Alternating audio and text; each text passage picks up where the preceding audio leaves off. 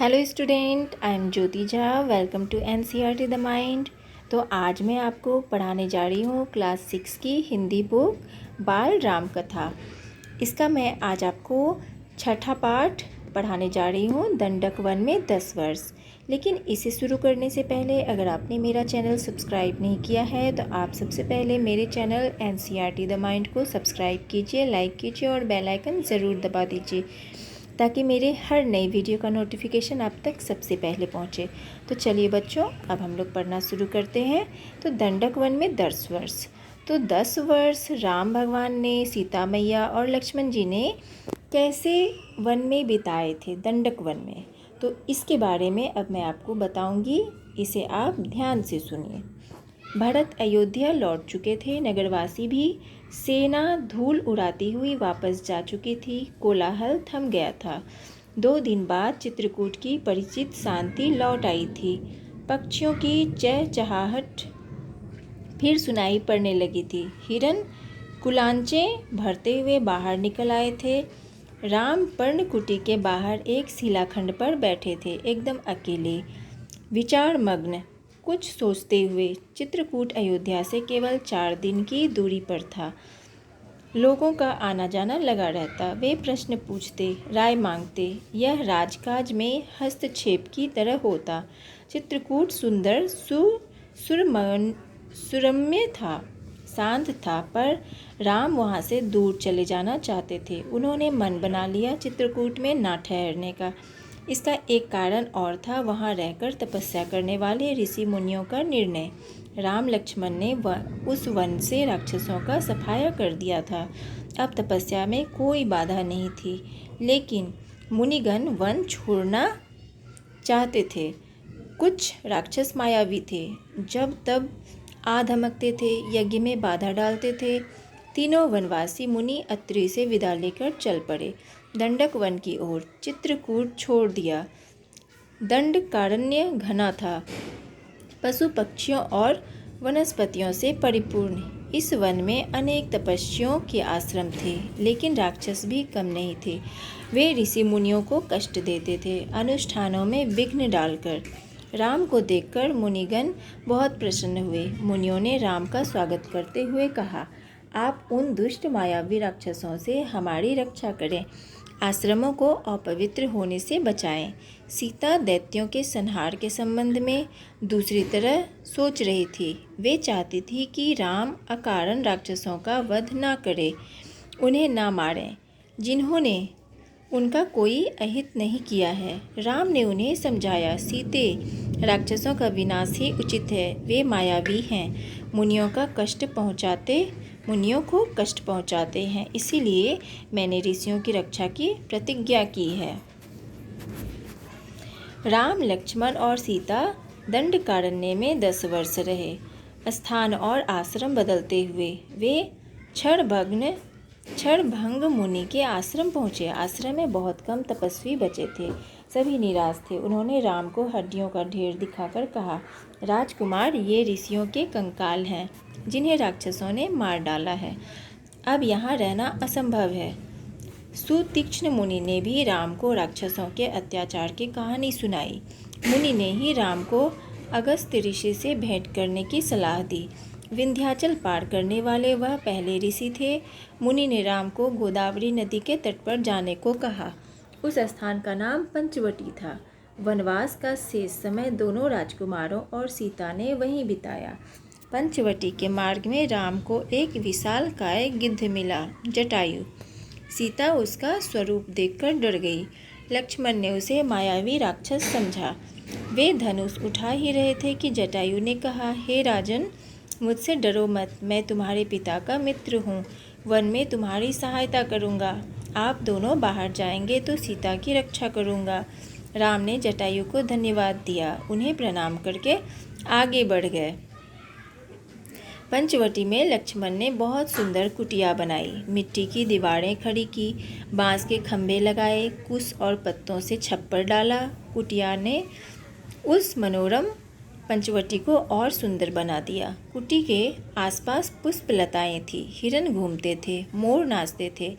इस बीच राम राक्षसों का निरंतर संहार करते रहे। वे जब भी आश्रमों पर आक्रमण करते, राम लक्ष्मण उन्हें मार देते। उन्होंने सीता को पकड़ लेने वाले राक्षस विराट को मारा। वन से राक्षसों का अस्तित्व लगभग मिटा दिया। तपस्वी शांति से तप करने लगे। एक दिन राम लक्ष्मण और सीता कुटी के बाहर बैठे हुए थे। लता कुंजों को निहारते, उनके सौंदर्य पर मुग्ध होते। तभी लंका के राजा रावण की बहन शूर्पणखा वहां आई। राम को देखकर वह उन पर मोहित हो गई। उसने स्वयं को पानी में देखा, विकृत चेहरा, मुंह पर झुर्रियाँ। वह बूढ़ी थी पर राम के मोह में आसक्त, उन्हें पाना चाहती थी। उसने माया से सुंदर स्त्री का रूप बना लिया। शूर्पणखा राम के पास गई, उनसे बोली, हे रूपराज, मैं तुम्हें नहीं जानती, पर तुमसे विवाह करना चाहती हूँ। तुम मेरी इच्छा पूरी करो, मुझे अपनी पत्नी स्वीकार करो। राम ने मुस्कुराकर लक्ष्मण की ओर देखा, अपना परिचय दिया। सीता की ओर संकेत करते हुए कहा, ये मेरी पत्नी है, मेरा विवाह हो चुका है। राम शूर्पणखा को पहचान गए थे, फिर भी उन्होंने उसका परिचय पूछा। शूर्पणखा ने झूठ नहीं बोला, सच सच बताया कि वह रावण और कुंभकर्ण की बहन है और अविवाहित है। राम के मना करने के बाद वह लक्ष्मण के पास गई। लक्ष्मण ने कहा, मेरे पास आने से तुम्हें कुछ नहीं मिलेगा देवी, मैं तो राम का दास हूँ। मुझसे विवाह करके तुम दासी बन जाओगी। लक्ष्मण ने शूर्पणखा को पुनः राम के पास भेज दिया। दोनों भाइयों के लिए यह खेल हो गया। शूर्पणखा उनके बीच भागती रही।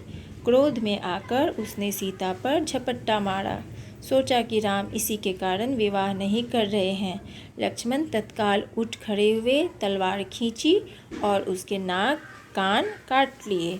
खून से लथपथ शूर्पणखा वहाँ से रोती बिलखती भागी अपने भाई खर और दूषण के पास। वे उसके सौतेले भाई थे, उसी वन में रहते थे। शूर्पणखा की दशा देखकर खर दूषण के क्रोध की सीमा न रही। उन्होंने तत्काल 14 राक्षस भेजे। शूर्पणखा उनके साथ गई। राम जानते थे कि राक्षस बदला लेने अवश्य आएंगे। वे तैयार थे। सीता को उन्होंने सुरक्षित स्थान पर भेज दिया, लक्ष्मण के साथ। राक्षस राम के सामने नहीं टिक सके। देखते ही देखते उन्होंने सबको ढेर कर दिया। शूर्पणखा ने एक पेड़ के पीछे से यह दृश्य देखा। राम के पराक्रम से वह चकित थी। उसका मोह और बढ़ गया, साथ ही क्रोध भी बढ़ा। वह फुफकारती हुई खरदूषण के पास लौटी। इस बार खरदूषण राक्षसों की पूरी सेना के साथ चले। खर ने देखा कि आसपास आसमान काला पड़ गया। घोड़े स्वयं धरती पर गिरकर मर गए। आकाश में गिद्ध मंडराने लगे। ये अमंगल के संकेत थे, पर वह रुका नहीं, आगे बढ़ता गया। घमासान युद्ध हुआ। अंत में विजय राम की हुई।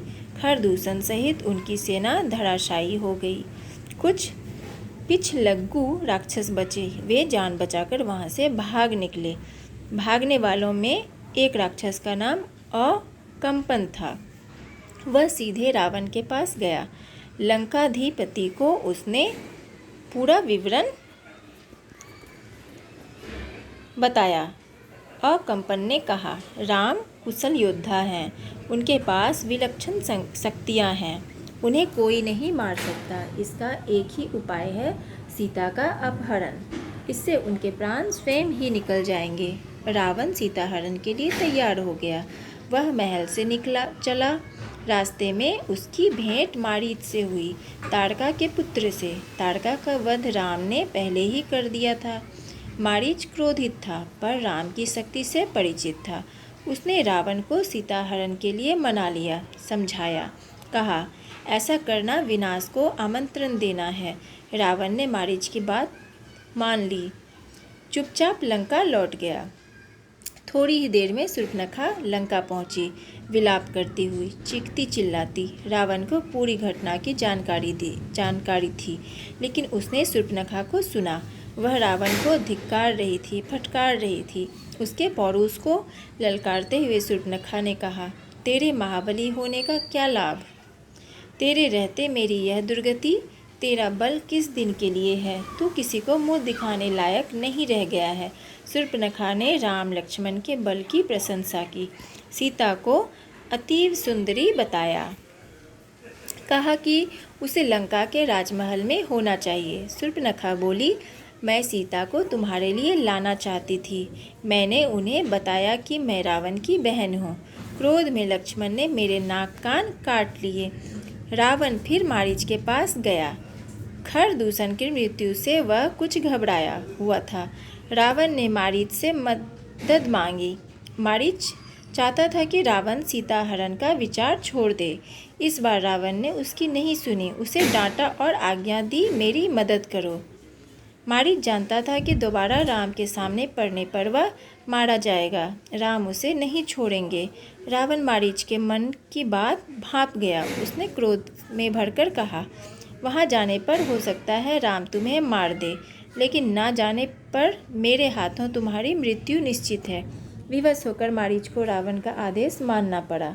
रथ पर बैठकर रावण और मारीच पंचवटी पहुँचे। कुटी के निकट आकर मायावी मारीच ने सोने के हिरण का रूप धारण कर लिया। कुटी के आसपास घूमने लगा। रावण एक पेड़ के पीछे छिपा था। उसने तपस्वी का वेश धारण कर लिया था। सीता उस हिरण पर मुग्ध हो गई। उन्होंने राम से उसे पकड़ने को कहा। राम को हिरण पर संदेह था। वन में सोने का हिरण। लक्ष्मण बड़े भाई की बात से सहमत थे, पर सीता के आग्रह के आगे उनकी एक न चली। सीता की प्रसन्नता के लिए राम हिरण के पीछे चले गए। उन्होंने सोचा, वन में इतने समय के प्रवास के दौरान सीता ने कभी कुछ नहीं मांगा, उनकी यह इच्छा अवश्य पूरी करनी चाहिए। कुटी से निकलते समय राम ने लक्ष्मण को बुलाया, सीता की रक्षा करने का आदेश दिया। कहा, मेरे लौटने तक तुम उन्हें अकेला मत छोड़ना। लक्ष्मण ने सिर झुकाकर उनकी आज्ञा स्वीकार कर ली। सीता कुटी में थी। लक्ष्मण धनुष लेकर बाहर खड़े हो गए। तो इस तरह से बच्चों, ये आपका दंडक वन में 10 वर्ष आपका खत्म हो चुका है। अब मैं इसके प्रश्न उत्तर आपको बताऊंगी। तो बच्चों, आपका पहला प्रश्न है, तीनों वनवासी मुनि अत्रि से विदा लेकर किस ओर चल पड़े? उत्तर लिखेंगे, मुनि अत्रि से विदा लेकर दंडक वन की ओर चल पड़े।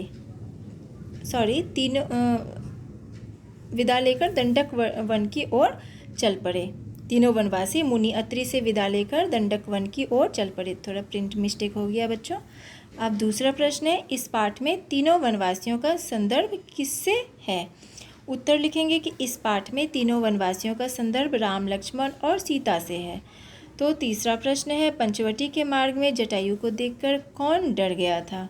उत्तर, पंचवटी के मार्ग में जटायु को देखकर सीता डर गई थी। चौथा प्रश्न है, अकंपन कौन था? अकंपन खरदूषण की सेना का एक मायावी राक्षस था। पांचवा प्रश्न है, तीनों वनवासी दंडक वन में कितने वर्ष रहे? उत्तर लिखेंगे, तीनों वनवासी दंडक वन में 10 वर्ष रहे। छठा प्रश्न है, दंडक वन में मुनियों ने राम का स्वागत करते हुए उनसे क्या कहा? उत्तर लिखेंगे कि दंडक वन के मुनियों ने राम का स्वागत करते हुए उनसे कहा, आप उन दुष्ट मायावी राक्षसों से हमारी रक्षा करें, आश्रमों को अपवित्र होने से बचाएं। अब 7वां प्रश्न, असुरों के संहार के विषय में सीता के विचार लिखें। उत्तर, सीता असुरों के संहार के संबंध में सोचती थी कि राम बिना किसी कारण के असुरों को ना मारे, राम उन असुरों का वध ना करें जिन्होंने उनका कोई नुकसान नहीं किया हो। 8वां प्रश्न है, राम ने दैत्यों के संहार के संबंध में सीता को क्या समझाया?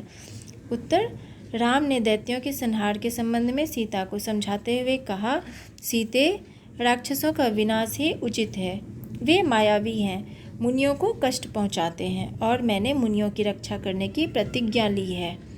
9वां प्रश्न है, क्षणभंग मुनि के आश्रम पहुंचने के बाद राम ने क्या देखा? क्षणभंग मुनि के आश्रम में पहुंचने के बाद राम ने देखा कि आश्रम में ऋषियों की संख्या बहुत कम है, सारे तपस्वी निराश हैं। क्षणभंग मुनि ने राम को हड्डियों का ढेर दिखाते हुए कहा, ये सब तपस्वियों की हड्डियां हैं। 10वां प्रश्न है, सूत तीक्ष्ण मुनि ने राम को क्या सलाह दी? उत्तर लिखेंगे, सूत तीक्ष्ण मुनि ने राम को अगस्त्य ऋषि से मिलने की सलाह दी। अगस्त्य ऋषि विंध्याचल पार करने वाले पहले ऋषि थे। 11वां प्रश्न है, जटायु ने लक्ष्मण से क्या कहा? उत्तर, पंचवटी के मार्ग में जब राम को एक विशाल गिद्ध दिखा तो सीता उसे देखते ही डर गई। तब लक्ष्मण धनुष उठाकर वार करने ही वाले थे कि जटायु ने लक्ष्मण से कहा, हे राजन, मुझसे डरो मत, मैं आपके पिता का मित्र हूँ। मैं वन में आप लोगों की सहायता करूँगा। आप दोनों जब बाहर जाएंगे तो सीता की रक्षा करूँगा। 12वां प्रश्न है, लक्ष्मण ने पंचवटी में कैसी कुटिया बनाई? तो उत्तर लिखेंगे, पंचवटी में लक्ष्मण ने बहुत सुंदर कुटिया बनाई। मिट्टी की दीवारें खड़ी की, बांस के खंभे लगाए, कुश और पत्तों से छप्पर डाला। उस मनोरम पंचवटी को और सुंदर बना दिया। कुटी के आसपास पुष्प लताएं थी। कुटी के आसपास हिरन घूमते थे और मोर नाचते थे। 13वां प्रश्न है, शूर्पणखा कौन थी? उसने राम के पास जाकर क्या कहा? तो उत्तर लिखेंगे, शूर्पणखा लंकापति रावण की बहन थी। जंगल में जब उसने राम को देखा तो वह उनके रूप पर मोहित हो गई और राम के पास जाकर कहा, हे रूपराज, मैं तुम्हें नहीं जानती पर तुमसे विवाह करना चाहती हूँ। तुम मेरी यह इच्छा पूरी करो, मुझे पत्नी के रूप में स्वीकार करो। 14वां प्रश्न है, खरदूषण कौन थे? राम और खरदूषण के बीच हुए युद्ध का वर्णन कीजिए। खर और दूषण रावण के सौतेले भाई थे। शूर्पणखा की दशा देखकर खरदूषण की क्रोध की सीमा न रही। उन्होंने तत्काल 14 राक्षस भेजे, परंतु वह सब राम के सामने टिक न सके। शूर्पणखा एक पेड़ के पीछे से यह दृश्य देख रही थी। राम के पराक्रम से वह चकित थी। उसका मोह और बढ़ गया और साथ ही क्रोध भी बढ़ा। वह फुफकारती हुई खरदूषण के पास गई। इस बार खरदूषण पूरी राक्षस सेना के साथ वहां पहुंचे। खर ने देखा कि आसमान काला पड़ गया। घोड़े स्वयं धरती पर गिरकर मर गए। आकाश में गिद्ध मंडराने लगे, पर वह रुका नहीं। घमासान युद्ध हुआ। अंत में विजय राम की हुई। खरदूषण सहित सेना धराशायी हो गई। 15वां प्रश्न है, लंका पहुंचकर शूर्पणखा ने रावण से क्या कहा? उत्तर लिखेंगे, शूर्पणखा वहां पहुंचकर रावण को धिक्कार रही थी, फटकार रही थी। उसके पौरुष को ललकारते हुए शूर्पणखा ने कहा, तेरे महाबली होने का क्या लाभ? तेरे रहते मेरी यह दुर्गति, तेरा बल किस दिन के लिए है? तू किसी को मुंह दिखाने के लायक नहीं रह गया है। 16वां प्रश्न है, राम के चित्रकूट छोड़ने के मुख्य कारण क्या थे? उत्तर, राम को चित्रकूट छोड़ने के कई कारण थे। उसमें एक प्रमुख कारण यह था कि चित्रकूट अयोध्या से मात्र 4 दिनों की दूरी पर था। आए दिन कोई ना कोई राजकाज की समस्याओं को लेकर अयोध्या से चित्रकूट आ जाता था। राम को लगता था कि अकारण ही वह अयोध्या के राजकाज में हस्तक्षेप कर रहे हैं, जो वह करना नहीं चाहते थे। दूसरा कारण यह था कि राम ने चित्रकूट में मौजूद सभी असुरों का संहार कर दिया था और अब चित्रकूट में चारों तरफ शांति थी। मुनियों को परेशान करने वाला कोई भी राक्षस चित्रकूट में नहीं बचा था, अतः राम तत्काल चित्रकूट छोड़ देना चाहते थे। 17वां प्रश्न है, रावण और मारीच ने सीता के हरण के लिए कौन सी रणनीति अपनाई?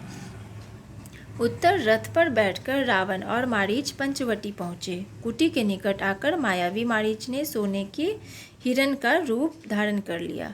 कुटी के आसपास घूमने लगा। रावण एक पेड़ के पीछे छिप गया। उसने तपस्वी का वेश धारण कर लिया था। सीता उस हिरण को देखकर मुग्ध हो गई और उन्होंने राम से उस हिरण को पकड़ने के लिए कहा। चूँकि राम को उस हिरण पर संदेह हो गया था, परंतु सीता के आग्रह पर वह हिरण को पकड़ने चले गए। तो इस तरह से बच्चों आपका ये चैप्टर ख़त्म हो चुका है। आप इसके चैप्टर भी पढ़ लिए और इसका प्रश्न उत्तर भी कर लिए। लेकिन अगर आपको ये चैप्टर पढ़ के अच्छा लगा तो लाइक कीजिए, सब्सक्राइब कीजिए मेरे चैनल को और बेल आइकन ज़रूर दबा दीजिए ताकि मेरे हर नई वीडियो का नोटिफिकेशन आप तक सबसे पहले पहुँचे। तो चलिए बच्चों, अब मिलते हैं अगले वीडियो में। तब तक के लिए bye, take care, thanks to watch my video.